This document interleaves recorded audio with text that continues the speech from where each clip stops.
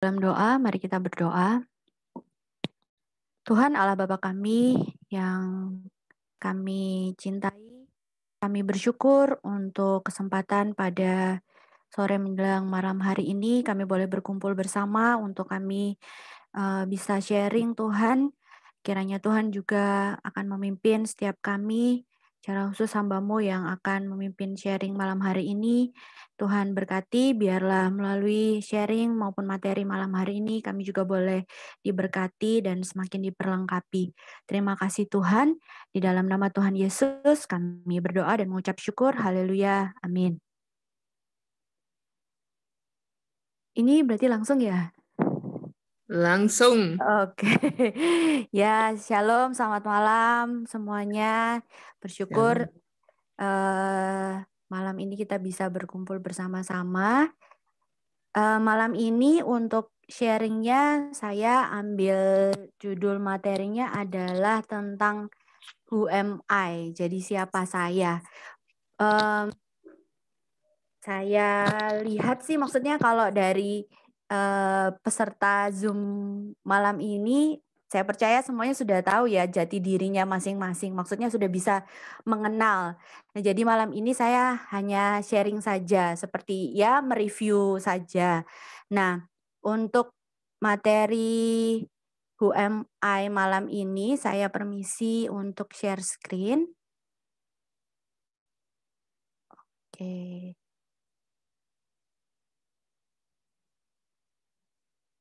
Iya, jadi malam hari ini tentang Who am I. Nah, sebelumnya mungkin apa ya? Kenapa saya ambil judul ini adalah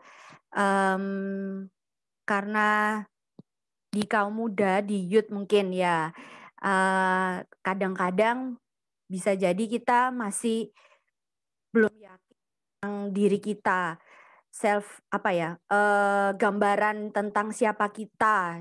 Nah, itu penting banget untuk kita bisa nanti menjalani hari-hari kehidupan kita, terus nanti mungkin yang masih sekolah nanti akan bekerja. Nah, penting banget supaya bisa benar-benar tahu siapa sih saya. Saya itu orangnya seperti apa, saya itu punya kelebihan apa, kekurangannya seperti apa. Nah, kalau bicara tentang siapa saya, mungkin bisa diisi ya, dilengkapi kalimat berikut ini. Saya adalah titik-titik-titik, tapi tidak boleh diisi saya adalah Gracia Frena, tidak boleh diisi namanya sendiri. Mungkin lebih kepada gambaran kita tentang siapa diri kita. Saya adalah siapa, saya adalah apa. Cukup dijawab dalam hati saja, tidak perlu ya. Ketika saya menyampaikan ini untuk anak-anak di sekolah, banyak yang saya lihat anak-anak zaman sekarang mereka sudah bisa melihat diri mereka meskipun belum berupa gambaran yang utuh tentang diri mereka, tapi banyak jawaban-jawaban mereka adalah ada yang menjawab saya adalah anak Tuhan, saya adalah calon chef dan lain sebagainya. Nah, jawaban-jawaban seperti itu yang saya lihat, oh mereka sudah mulai bisa mengerti ya tentang diri mereka seperti itu. Nah, saya berharap kita semua juga sudah bisa mengerti ya, maksudnya tentang diri kita. Nah, kalau untuk malam hari ini mungkin pengenalan tentang diri kita, saya nggak ambil tentang materi psikologi yang tipe-tipe kepribadian dan lain sebagainya, tapi sekarang itu cukup sering banyak dibahas tentang teori generasi, ada generation gap. Jadi ada gap di antara generasi per generasi seperti itu. Nah, jadi saya mengambil materi tentang teori generasi dan ini dari Grant Marshall. Yang pertama generasi baby boomer, ini yang mungkin bapak-bapak yang lahir ya, orang tua kita atau kakek kita, opa kita, engkong kita ya, yang lahir di tahun 46 sampai 64. Nah, karakteristiknya ini orangnya adaptif, terus Ya, adaptif maksudnya bisa beradaptasi dengan lingkungannya, kemudian bisa menyesuaikan diri dengan baik, ya, dan dianggap sebagai orang yang, wah ini sepertinya sudah pengalaman hidupnya sudah banyak makan asam garam ya. Nah, seperti itu. Kemudian generasi yang selanjutnya, generasi X, ini yang lahir tahun 65 sampai 80. Nah, kalau di generasi ini karakteristiknya sebagian besar yang disampaikan di sini mungkin agak sedikit negatif, tapi saya nggak mau menjudge ya. Maksudnya materi ini itu adalah gambaran secara umum saja. Tapi mungkin ada yang merasa, oh saya nggak kayak gitu. Saya masuk generasi X, tapi saya nggak seperti itu. Nah, memang bisa jadi seperti itu karena ada banyak faktor yang bisa mempengaruhi. Misalnya faktor pola asuh, karena orang tuanya mungkin eh, mendidik dengan disiplin sampai akhirnya jadi karakternya itu adalah sangat-sangat disiplin seperti itu. Nah, ini contohnya untuk generasi X. Kemudian ini karakteristik yang lain dari generasi X adalah bisa beradaptasi, terus bisa menerima perubahan, orang yang mandiri, setia ya, seperti itu. Kemudian selanjutnya generasi Y. Nah, ini saya masuk di generasi Y. Nah, kalau untuk generasi Y ini yang lahir tahun 81 sampai dengan 94, nah biasanya dikenal dengan sebutan generasi milenial atau milenium. Nah, kalau di generasi Y ini karena kita sudah mulai banyak menggunakan teknologi seperti misalnya sudah zaman-zaman dulu kan SMS ya dan lain sebagainya, Facebook, Twitter, mungkin ada yang sempat Friendster dan lain-lain kayak gitu. Kalau karakteristiknya adalah nah di sini disampaikan masing-masing individu berbeda tergantung di mana ia dibesarkan ya. Jadi tergantung dari mungkin pola asuhnya, terus kehidupan dia sehari-hari seperti apa. Kemudian kalau generasi Y ini tipenya lebih terbuka ya, nggak hanya ketika menerima sesuatu dia bisa menerimanya dengan baik, maksudnya nggak skeptis juga gitu, dan punya perhatian yang lebih ya terhadap wealth, nggak hanya kekayaan sih, maksudnya kehidupannya lebih baik lah seperti itu.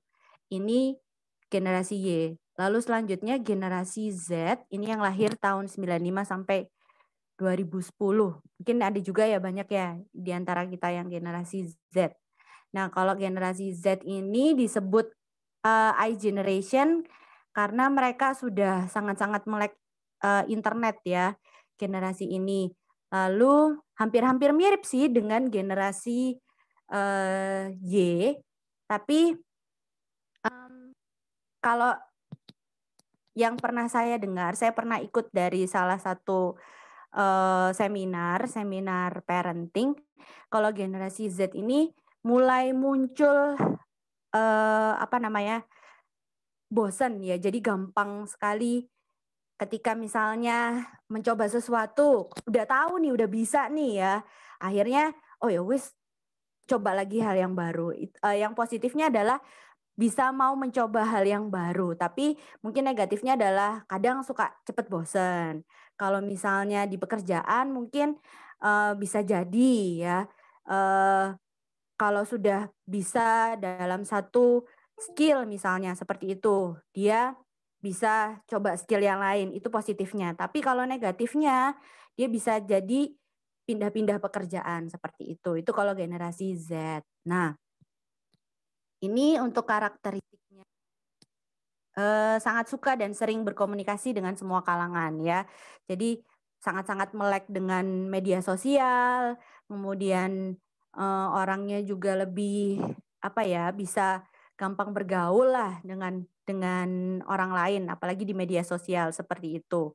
Kemudian terbiasa dengan berbagai aktivitas dalam satu waktu yang bersamaan, misalnya sambil baca, sambil ngomong, sambil nonton. Jadi lumayan multitasking sih ya yang generasi Z ini. ya bisa melakukan banyak hal dalam satu waktu yang hampir bersamaan seperti itu. Nah, ini disebabkan karena di sini dikatakan mereka itu kalau di generasi Z itu cenderung tuh pengen segala sesuatu itu serba cepat, serba instan ya seperti itu. Nggak mau yang aduh bertele-tele, berbelit-belit, terus to the point aja. Apa sih yang mau disampaikan maksudnya? Kadang-kadang jadi kalau generasi Z ini kalau disuruh biasanya katanya kalau misalnya disuruh benar, nah pokoknya biasanya 15 sampai 20 menit pertama itu bisa standby untuk mendengarkan. Selanjutnya menurut mereka, oh yang terakhir itu udah nggak terlalu penting. Biasanya yang di awal-awal misalnya seperti itu. Mereka nggak suka yang berbelit-belit seperti itu. Kemudian saya lanjut, yang terakhir generasi Alpha. Ini yang lahir tahun 2011 sampai 2025. Nah, ini termasuk anak saya dan saya juga lumayan merasakan generasi Alpha ini gimana ya. Jadi sudah sangat benar-benar apa ya, mereka kalau generasi Z lumayan bisa cepet bosen. Generasi Alpha lebih parah lagi, jadi lebih cepet banget bosennya. Dan mereka kalau sudah bisa ya sudah, nggak mau lagi, mau coba lagi yang lain. Nah lalu dan sangat-sangat pengen segala sesuatu serba instan, nggak mau yang maksudnya prosesnya lama itu menurut mereka nggak terlalu penting. Nah, kebanyakan kalau murid-murid saya itu yang anak-anak yang generasi Alpha ini, kalau mereka misalnya disuruh untuk menjawab kuis atau ulangan, disuruh menjawab 1+1, nggak bisa jawab, nangis. Nggak bisa mikir, nangis. Nah, jadi daya juangnya agak kurang kalau generasi Alpha itu seperti itu. Itu pengalaman saya sih. Jadi mereka harus benar-benar, ayo kamu bisa, ayo nggak apa-apa, susah nggak apa-apa, dicoba lagi, terus dicoba lagi, susah, mis aku nggak bisa, sampai nangis-nangis. Ya seperti itu memang generasi Alpha. Beda dengan mungkin generasi Y ya, generasi Y, generasi saya. Nah itu kalaupun nggak bisa ya dicoba yang sulit ya nggak apa-apa ya seperti itu. Nah ini untuk teori generasi ya teman-teman. Nah mungkin selain ini juga saya sempat terpikir ada satu skill juga ya yang mungkin kalau kita di zaman sekarang selain kita bisa maksudnya selain kita tahu tentang kita itu seperti apa, siapa kita. Nah, kita perlu juga untuk tahu kelebihan dan kekurangan kita.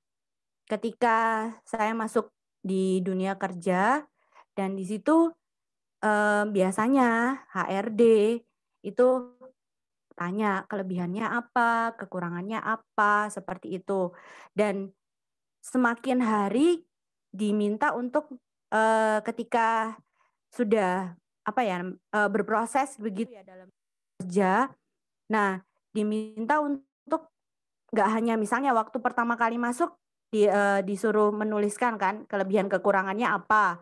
Saya menemukan waktu pertama kali saya lulus kuliah lalu saya masuk ke dunia kerja itu saya mentok menemukan kelemahan saya 24, kelebihan saya 15 waktu itu.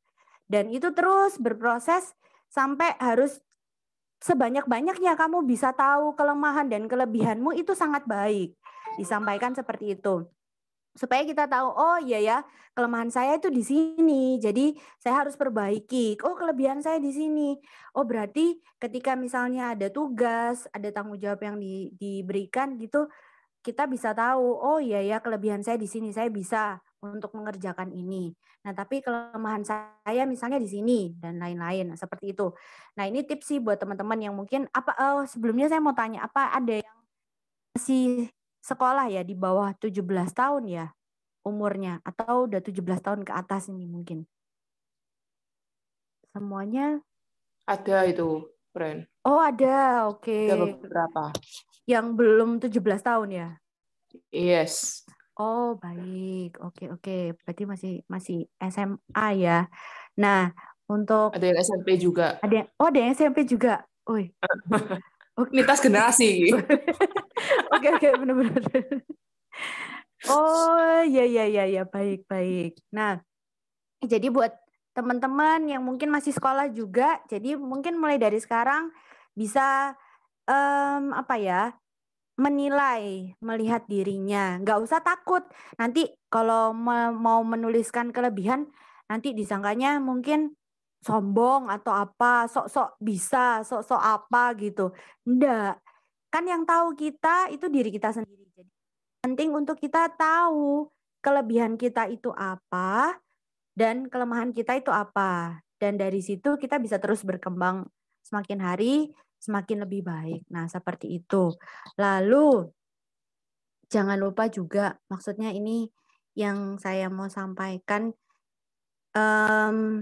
saya permisi untuk share screen lagi. Nah, kalau tadi yang saya sampaikan itu adalah teori secara ilmu pengetahuan.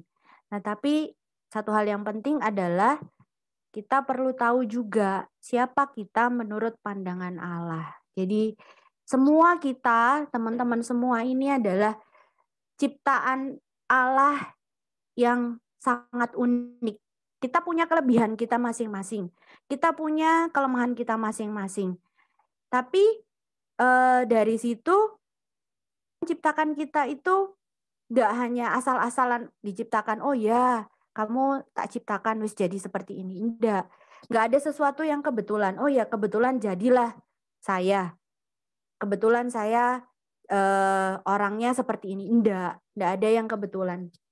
Semua yang Tuhan ciptakan itu ada maksud dan rencana Tuhan.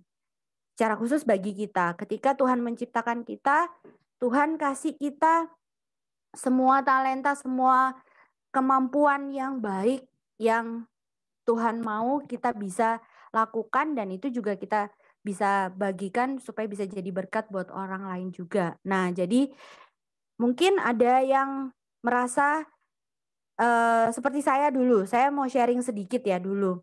Saya ini dari kecil ya karena apa ya, mama saya sangat-sangat insecure.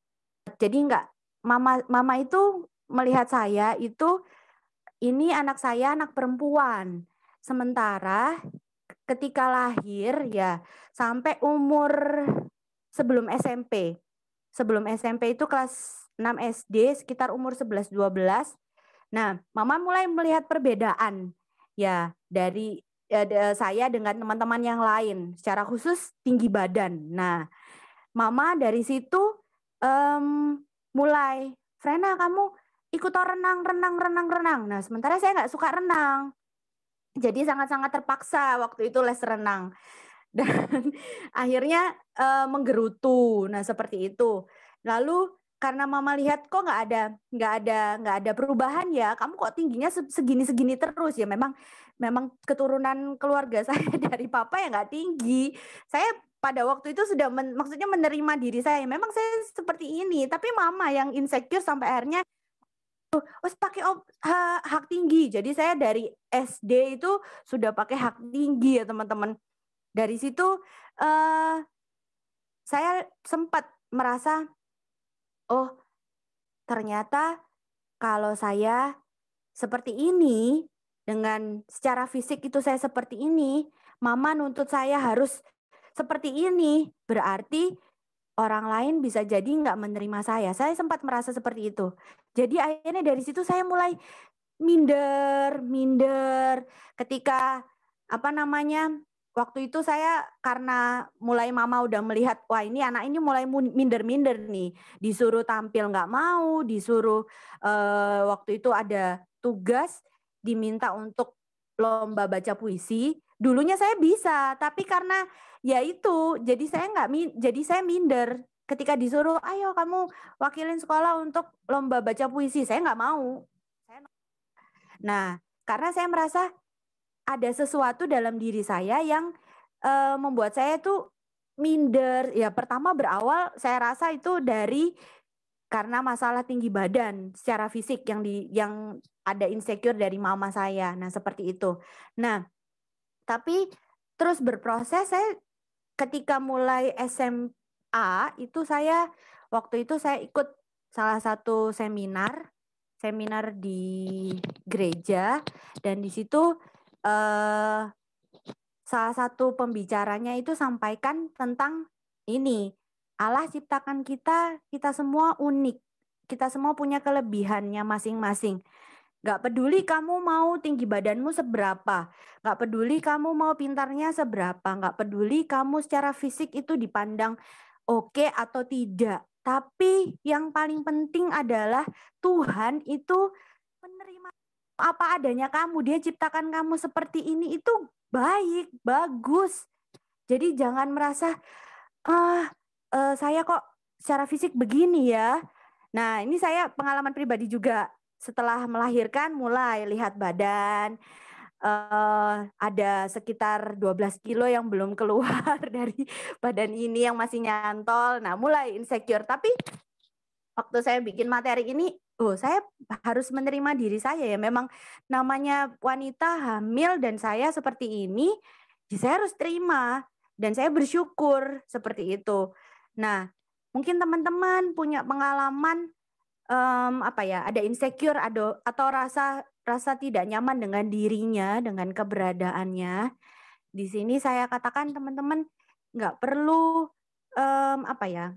kalau saya bilang nggak perlu minder, nah nggak bisa karena mungkin perasaan itu pasti ada, sedikit banyak ada. Saya itu seperti ini, atau misalnya yang saudara saya tuh lebih pintar daripada saya.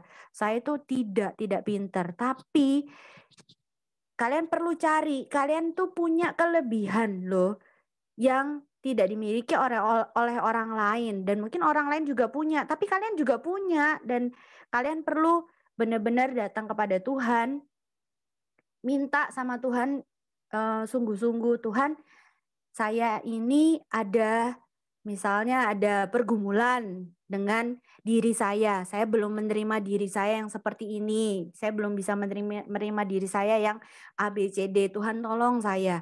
Nah, seperti itu. Saya sendiri akhirnya berjalan dengan waktu, berproses, dan saya sudah bisa menerima diri saya dengan keberadaan saya yang seperti ini. Rambut saya, secara fisik, hidung saya, kadang-kadang namanya orang kan suka banding-bandingin. Nah, tapi saya pribadi saya nggak pernah, maksudnya, dia tuh pendek. Kadang waktu di sekolah kan mungkin ada teman-teman yang suka goda-godain ya, pendek-pendek. Nah, saya sering dulu seperti itu, mengalami seperti itu. Tapi ya nggak apa-apa juga. Dan akhirnya orang yang dulu ngomongin saya pendek, sekarang jadi suami saya juga. Kayak gitu. Jadi ya sudah, nggak apa-apa, nggak masalah. Kalaupun ada orang lain yang nggak menerima kita dengan keberadaan kita, kalian perlu ingat bahwa ada satu pribadi yang benar-benar menerima kalian. Ya, kalaupun orang tua ataupun ya seperti pengalaman saya, mama sayang sama saya, tapi ada perasaan seperti itu ya mungkin wajar, namanya orang tua seperti itu. Tapi itu nggak menjadikan saya akhirnya terus putus asa dan nggak bisa menjalani kehidupan selanjutnya, enggak seperti itu. Nah, ini mungkin ayat yang bisa jadi pedoman buat kita semua, bahwa Tuhan itu ciptakan kita itu bukan asal-asalan ya. Tuhan ciptakan kita dengan keadaan kita seperti ini itu ada maksud dan rencana Tuhan, dan itu yang perlu kita ingat, bahwa yaitu kembali lagi ada siapa kita perlu tahu, dan selanjutnya setelah itu kita bawa itu semua ke hadapan Tuhan, dan kita berdoa memohon hikmat Tuhan dengan segala keadaan yang maksudnya kita alami seperti itu. Mungkin ada keluarga kita dan lain sebagainya, teman kita atau apa yang nggak menerima kita doain mereka gitu, datang kepada Tuhan. Nah, sampai di sini mungkin ada yang pengalaman atau mau bertanya tentang materi ini, who am I, siapa saya, atau mau sharing juga boleh, silahkan. Saya berikan kesempatan.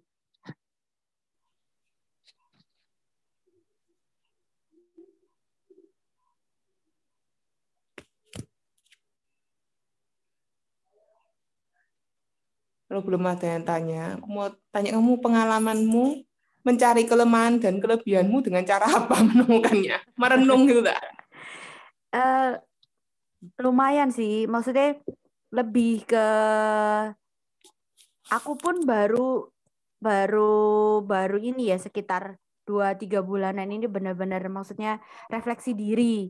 Jadi tiap hari, nggak hampir tiap hari juga. Kadang misalnya ada sesuatu seperti itu dan itu kan awalnya sudah tak list toh. Ini kelemahanku, ini kelebihanku, sekian nomor. Nah, dari situ kadang kalau misalnya di pekerjaan ada sesuatu yang miss misalnya. Nah, di situ mulai refleksi diri lagi. Tiba-tiba ya nemuin lagi. Oh iya ya ternyata ada kelemahan lagi seperti ini. Terus mulai lagi setelah misalnya nemuin satu kelemahan, coba cari lagi. Karena kan jujur kalau misalnya nemuin kelemahan kadang kita ngerasa down. Tapi kalau aku pribadi berusaha untuk apa ya? Kamu ada kelebihan apa lagi? Nah, seperti itu. Jadi, ternyata nggak lama muncul lagi, oh iya ya, ternyata kamu punya kelebihan ini. Kadang memang kita nggak bisa sadari ya, tapi bisa jadi dari orang lain, dari orang terdekat kita bisa ngomong, oh iya kelebihanmu itu ini, kelemahanmu itu ini. Seperti itu. Soalnya kan Biasanya mau nganu topik ya, pikirku menarik kan buat sing ya seperti yang kamu sampaikan kan kamu kan kita gak janjian, kamu kan UMI. Aku mikir biasanya kan mungkin banyak yang merasa kayak dirinya tidak punya kelebihan apa-apa. Jadi dibilangnya isa apa, gak isa apa-apa. Itu sebenarnya ingin kayak topik yang mengenali potensi diri. Nah, piye cara mengenali potensi diri? Apakah itu perlu diadakan suatu Zoom tersendiri ataukah memungkinkan ataukah bisa dijawab langsung gitu? aku ada tesnya sih, nanti tak ituin share linknya ya. Online tapi kayak gitu. Apa itu? Pakai tes apa itu namanya? Kalau tesnya tes minat bakat sih. Pakai bahasa Indonesia. Iya, heeh. Bahasa Inggris ya susah. Ya Iya, boleh lah heeh. di-share. Kalau mungkin mau ditambahi dengan kata-kata dan penjelasannya juga boleh. Oke. Aduh, Banyak ya beratnya. yang maksudnya yang SMP ada ya. Ini yang SMP ada Oke. mana orang yang hilang. Mesel ini. Marcel. Rahasia. Oh, iya iya iya iya iya iya. Oke. Ada yang mau tanya lagi mungkin atau mau sharing? Bukan yang mengenal pergumulan anak-anak muda. Iya ya, kalau anak-anak muda sekarang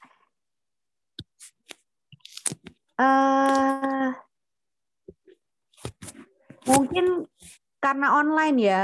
Jadi apa namanya? Kadang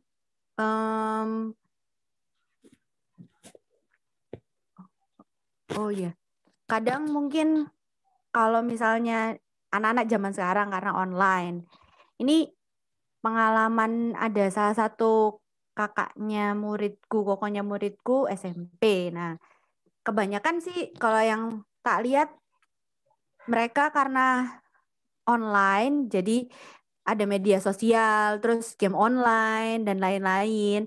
Nah, ini mumpung ada yang masih SMP ya. Nah, yang ini mungkin bisa dari mulai SMP ini belajar untuk ngatur waktu, jangan karena mungkin sekolah online, terus akhirnya jadi apa namanya sulit untuk ngatur waktu dan mungkin bisa jadi kebanyakan tergoda untuk main game online-nya lebih banyak atau media sosialnya lebih banyak daripada kegiatan yang seharusnya dilakukan, misalnya belajar, terus renungan dan lain-lain.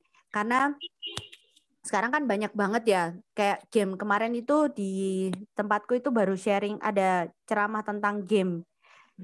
Jadi ada salah satu game yang aku lupa gambarnya itu yang bundar itu ya, yang lagi viral sih main gamenya. Nah itu banyak sekali sekarang game-game yang mengajarkan untuk apa namanya, salah satunya bunuh-bunuh. Pokoknya yang apa ya, yang nggak baik lah intinya. Ya, kayak Mobile Legend dan lain-lain. Nah, memang apa namanya, kayak game, terus internet, itu kalau udah edik, itu bahaya sekali karena bisa merusak otak bagian depan. Nah, itu waktu itu disampaikan juga, kalau main game terlalu lama, salah satunya adalah kan merusak mata pastinya.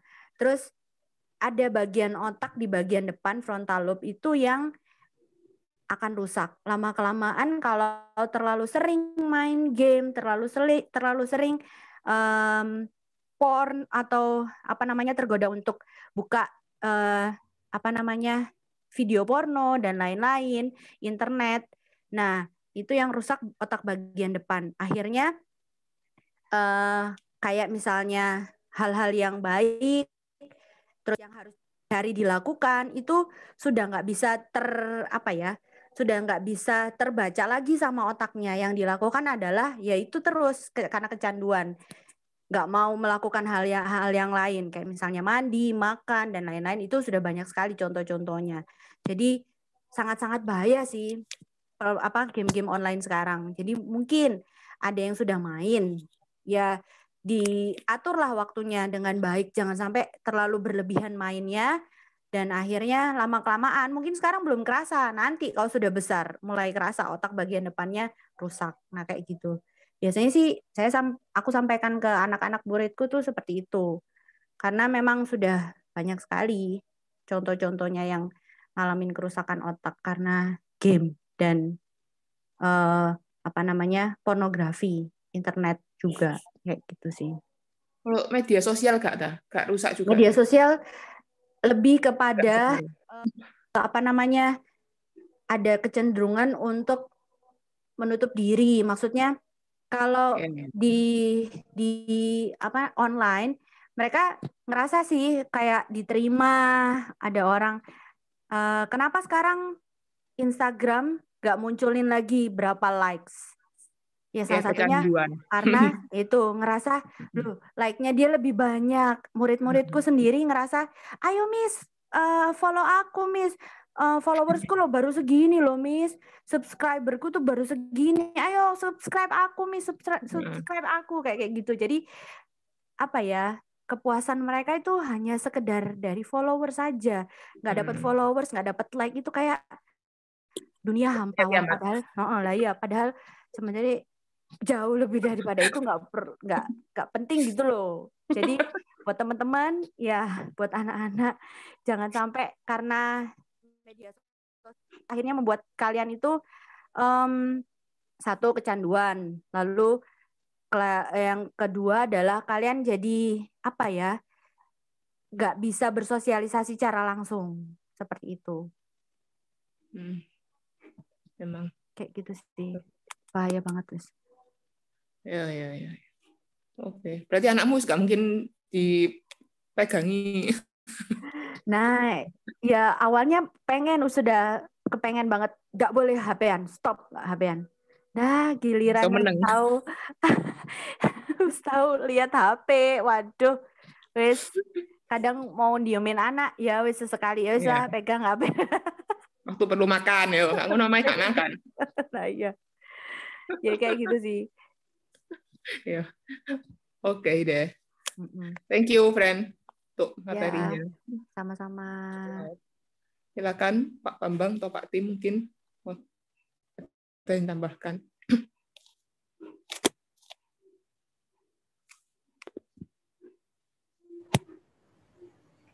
Ya, materi yang dibagikan Gracia sebenarnya itu kan untuk menyadarkan kita sekalian tadi tentang posisi kita ya. Posisi kita sebagai generasi yang berbeda dan di setiap generasi tadi dijelaskan ada kelemahan-kelemahannya. Nah, maka masing-masing yang ya ini kan berdasarkan penelitian ya, berdasarkan penelitian. Jadi memang tidak mutlak tapi kecenderungan dan lebih kemungkinan besarnya seperti itu, karakteristik dari generasi ke generasi yang berbeda-beda. Nah, oleh sebab itu tadi yang disampaikan untuk mengerti apa sih sebenarnya kelemahan kita, apa sebenarnya kelebihan kita, itu kan menolong kita untuk ada warning dalam artian sisi-sisi mana yang jangan sampai kita masuk lebih jauh ke arah yang kelemahan kita itu lalu menjadi tidak berkembang gitu ya. Bagaimana itu diatasi lalu masuk ke arah yang baik ini ditumbuhkan, yang jelek-jelek ini kan. Jadi ada apa? Ada targetnya kan. Jadi yang tadi disampaikan kalau ketemu kelemahannya berapa, kelebihannya berapa, ini ada targetnya untuk dikerjakan yang mana. Dan saya pikir itu sangat baik untuk kita ya, supaya kita ini enggak secara general saya pengen jadi orang baik gitu ya, saya pengen jadi orang yang berkenan, saya itu kan bahasa-bahasa yang sebenarnya nggak ada targetnya gitu. Sementara ada ranting-ranting di situ yang kita tahu mana yang kuat, mana yang lemah, itu yang dikerjakan. Ya, saya pikir itu baik dan boleh diberikan sharingnya apa tadi yang Paula bilang untuk itu ya. Kalau di dunia rohani itu ada tes karunia gitu ya. Itu tadi tes bakat dan minat gitu ya. Ada tes karunia, Pak? Ya. Jadi sebenarnya kita ini punya karunia apa itu saya pernah dengar, tapi ya harusnya sih ada itu. Ya, namanya tes karunia gitu ya. Jadi kita ini punya karunia apa sih gitu ya. Ya kurang lebih karena yang dimaksud karunia itu lebih mungkin mendekat agak antara ke talent gitu ya. Jadi talentnya apa itu mungkin. Jadi kita karunianya apa istilahnya. Tapi kalau karunia pure yang memang dari Tuhan ya kita tidak bisa usahakan, hanya minta supaya Tuhan kasih. Tapi yang namanya talent ini kan tadi itu tes bakat dan minat, rasanya sih ini lebih bahasa rohani saja mungkin yang Gracia bilang bakat dan minat ini yang biasa bahasa umum ya, psikologi apa dan lain sebagainya. Ya, saya pikir itu. Thank you, Gracia. Ya perlu mungkin Pak tes bareng-bareng semuanya. Biar tahu bakat masing-masing, potensi masing-masing gitu. Iya, betul. Tempatnya di mana. Ya. Nanti kita bisa share ke jemaat secara umum. Ya. Nah, supaya kalau jemaat bisa apa itu assessment-nya bisa diisi, mereka bisa tahu nih gitu ya. Jadi saya jangan ngoyo ke sana karena memang bakat saya enggak ke sana. Jadi lebih mana yang kelebihannya dia lebih masuk ke sana. Kadang-kadang orang ini melayani ini apa itu ya? Jurusnya itu jurus morat-marit gitu ya. Sana diambil, sana disikat, sana diitu gitu ya. Jadi tidak fokus, maka kadang-kadang juga bukan pada tempatnya, akhirnya lebih pada apa? Lebih pada ngerecokin gitu. Artinya karena tidak fokus ke masing-masing ya, jadi dia sendiri tidak bertumbuh, orang lain juga merasa dan lain sebagainya. Nah, ini gereja kita mumpung kecil, jadi masih bisa di itu ya. Oh, keren. Langsung kirim ke Pak Bambang. Pak Bambang langsung kirim ke grup jemaat. Nggak usah kirim lewat aku lagi. Ya, kita coba di pemuda dulu, kita lihat, nanti kita bagikan ke jemaat berikutnya untuk asesmen di mana dia bisa melayani supaya ada satu titik juga mereka boleh diyakinkan. Ya, seringkali kan orang minder itu tadi. Ya. Saya ini nggak bisa melayani, ada orang yang lebih baik. Ya kenapa enggak mereka? Kenapa saya? Ya sudahlah orang lain. Nah, ini kan kesalahan-kesalahan yang perlu dibenahi ya, bahwa sekalipun orang lain lebih baik tapi dia punya keunikan yang orang lain enggak punya, dan disitulah dia harus melayani Tuhan lebih berpotensi di situ gitu. Nah, saya pikir itu akan lebih baik kalau mereka tahu. Ya. Oke. Kemarin saya itu ikut tes itu, Frank. Kamu tahu biasa tes kerja lah DISC itu loh. Oh iya betul. Dulu aku pernah ikut sih, terus sepiro tahun yang lalu, terus ikut lagi. Mau muncul, saya tak baca hasilnya, penjelasan kalau di internet. Wih gile, gue banget ya. Jadi rasanya selama ini kayak hambatan misalnya mungkin dalam organisasi gereja, dalam pelayanan, dalam ngomong apa sih tak sampaikan, tak tanyakan. Itu ya ampun kok iso persis ya, yang kulakukan itu sesuai dengan yang dikatakan di sana. Mungkin kalau untuk komunikasi, untuk komunikasi antar teamwork ya itu mungkin bagus untuk ngerti stylenya masing-masing. Iya betul. Oh, DSC ya. Oke. Mau ditutup Pak? Tutup doa. Yang berdoa siapa ini? Pak Tim mau berdoa? Siap-siap Pak Tim. Ya. Oke, terima kasih. Nah, sore tadi itu ada topik di Zoom namanya topiknya integritas itu ya, integratif antara teologi dan psikologi. Nah, jadi teologi dan psikologi itu tidak bisa dipisahkan. Kenapa? Karena teologi lalu khotbah, nah itu kan ke jiwa, ke jemaat. Jadi kita pengkhotbah itu juga harus tahu apa yang sedang dialami, dihadapi oleh pendengar. Nah, jadi kalau sebulan sekali pemuda diberi Gracia Frena untuk sampaikan materi itu, yang saya sama Pak Bambang terus terang angkat tangan, gitu ya. Angkat tangan kalau soal itu, karena kita nggak sekolah khusus itu, gitu. Jadi puji Tuhan sore hari ini kita saling melengkapi di sana. Kalau tes bakat minat itu pertanyaannya banyak nggak? Sekitar 4 sih Pak Tim. Banyak. Lumayan, tapi cuman jawabannya sih bukan jawaban yang maksudnya mikir banget gitu loh, enggak. Jadi langsung jawab. Kadang-kadang jarang, sering gitu ya, enggak? Angka 1, 2, 3, 4. Oh ya, sama-sama betul ya. ya. Kalau tes karunia itu pertanyaannya banyak sekali. Nah, jawabannya kecenderungannya di karunia mana supaya pelayanannya sesuai. Ya samalah seperti yang Pak Bambang tadi bilang ya. Oke, saling melengkapi. Terima kasih. Mari kita tutup di dalam doa. Kami bersyukur Tuhan buat berkat-Mu pada sore hari ini, sehingga kami anak-anak-Mu, pemuda boleh menyadari siapa diri kami di hadapan Tuhan. Kau ampuni kami kalau seringkali kami tidak bisa bersyukur atas keadaan yang Kau sudah ciptakan dalam hidup kami.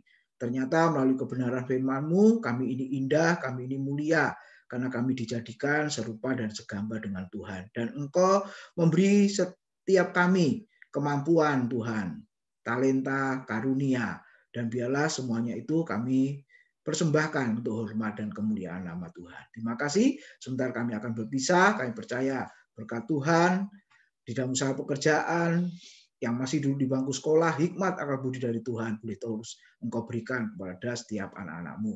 Berkati juga Gracia Frena yang sudah membagikan materi pada malam hari ini. Kiranya Tuhan terus pakai menjadi berkat bagi banyak orang. Terima kasih Tuhan. Terima kasih. Dalam nama Tuhan Yesus, kami sudah berdoa dan mengucap syukur. Haleluya. Amin. Sampai ketemu. Tuhan berkati. Thank you. Thank you, friend. Terima kasih.